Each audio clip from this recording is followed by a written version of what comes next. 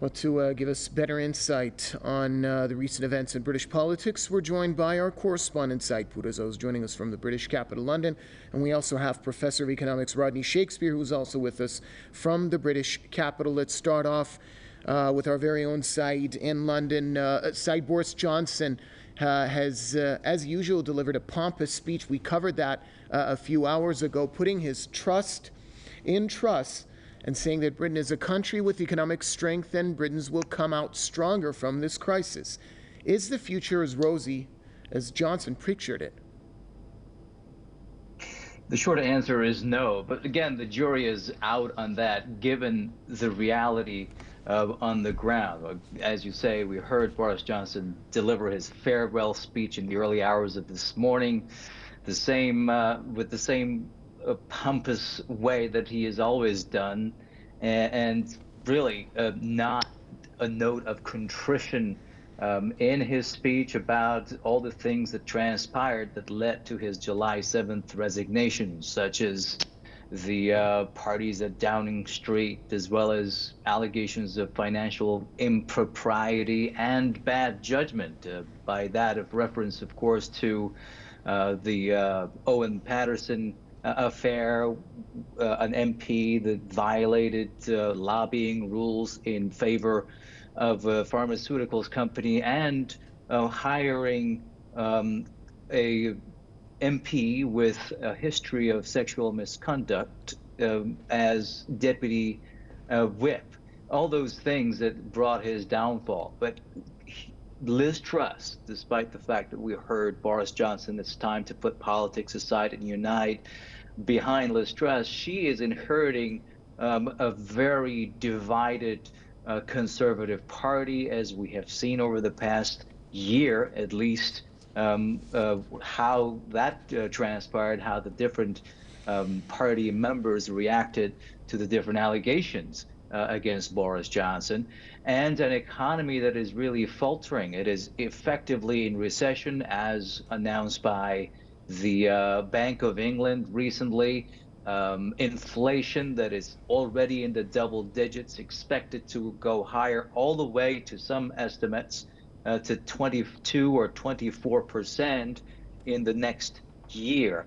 You're looking also at the cost of living crisis, energy prices that have skyrocketed in first time in decades.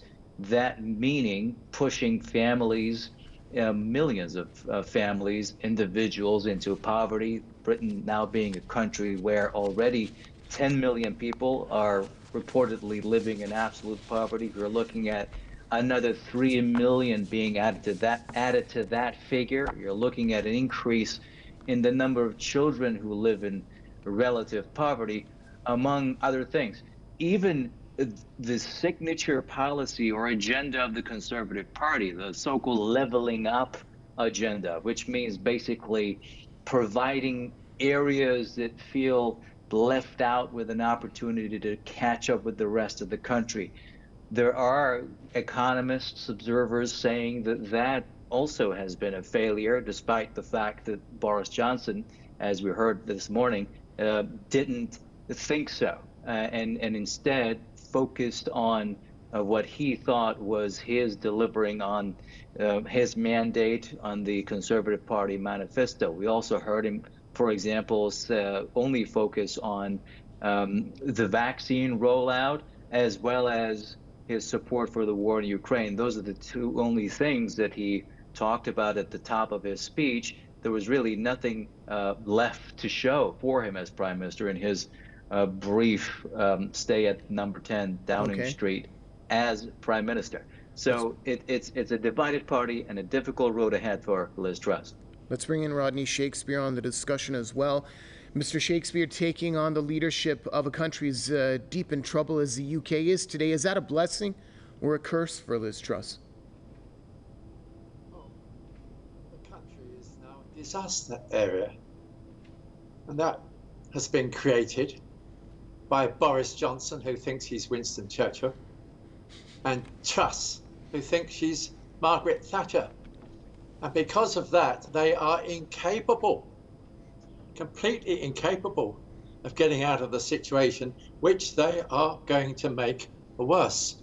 The basic situation starts 25 years ago with the eastward march of NATO, 2014 fascist coup, and then before the invasion, Zelensky was saying Ukraine will go into NATO and it will have atom bombs on its soil.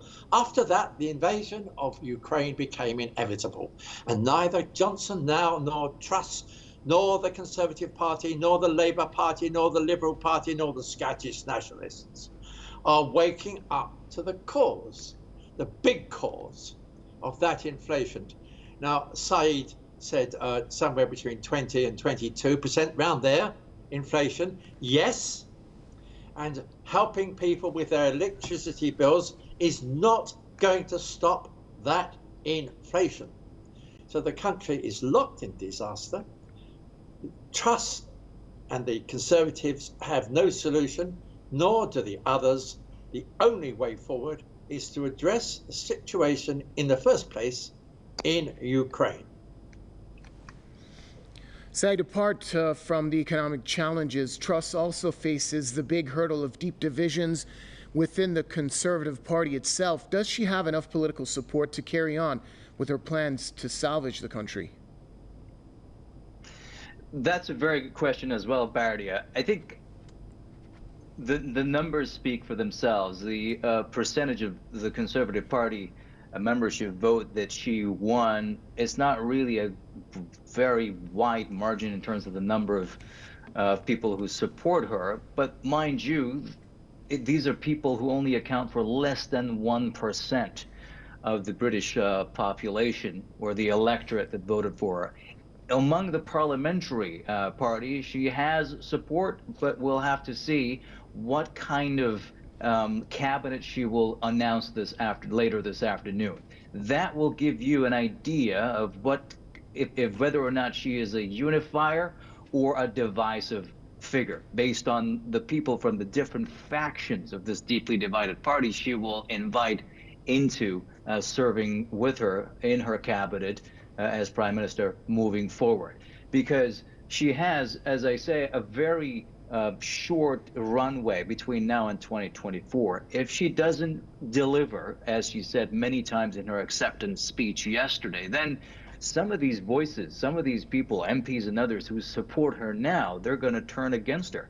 This is a party that has already deposed 3, if I'm not mistaken, of its leaders in only 6 years, and there's no guarantee that they won't do it to her if she fails to deliver or fails to unify this deeply divided Conservative Party, Bardia. And Mr. Shakespeare, how do you foresee the future under Truss when it comes to the UK's foreign policy? Russia's already reacted skeptically, saying it does not expect the relations to change for the better.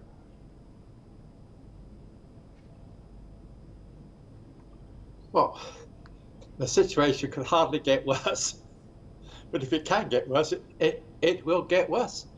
They are locked into a completely, utterly disastrous foreign policy with the consequences which are all too obvious and all too clear and are going to continue. You see, this is coming on top of what was major money printing for years. And given the malformations in the economy, there's now no solution in their thinking. It's totally incorrect. None of them have the solution. So you're going to governments falling. You're going to have in the UK stay together simply because if they don't, they will hang separately. They've got a majority of 80, and that will keep them through to the next general election, which they'll almost certainly will lose. But government after government throughout the world is going to fall, and unless they change the policy on Ukraine and accept that it was the movement of NATO to the east which lies behind it, and the placing of atomic weapons and those hypersonic missiles on Ukrainian soil, unless you accept that, there is no solution to what is going on at this moment. All right, thanks a lot, gentlemen. Press TV side putters are joining us from London. Also, thanks to Professor of Economics Rodney Shakespeare, also joining us from the British capital.